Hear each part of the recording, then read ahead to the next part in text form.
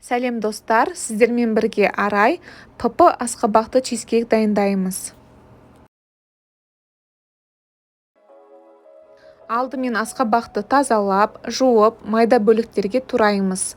Одан кейін суға салып, орташа отта жұмсақ болғанша дейін пісіреміз.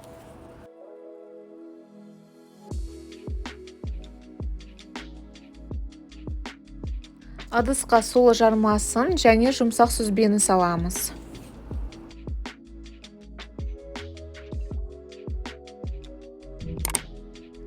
Екі жұмыртқа, қопсытқыш, какао қосып, блендерден өткіземіз.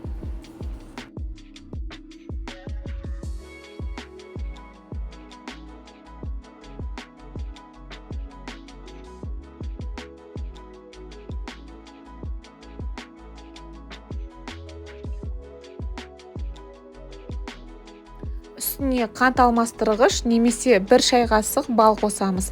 Тағы блендерден өткіземіз. Бізде осындай шоколадты масса шығу керек. Салмасына сүзбе, 2 жұмыртқа қосып, блендерден өткіземіз.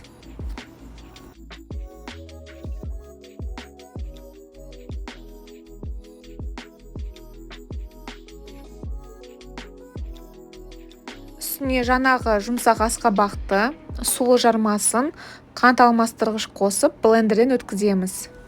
Видеодағыдай қою масса шығу үшін блендер міндетті түрде қажет болады.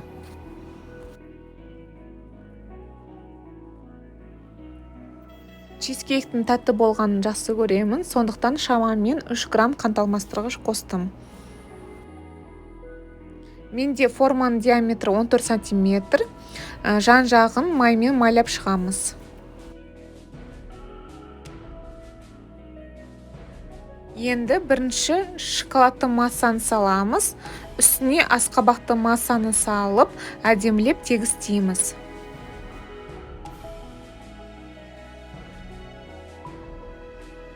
Алдын ала қыздырылған пеште 180 градуста 30-40 минут пісіреміз.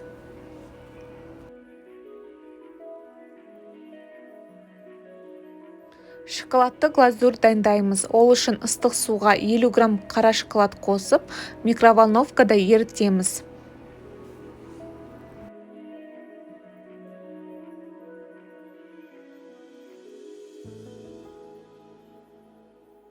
Чизкейкті толықтай суытып аламыз, үстіне глазурьді құямыз. Мен шамамен тоңазытқышта 1 сағат ұстадым. Ол міндетті емес, ыстық күйінде одан да дәмді шығады.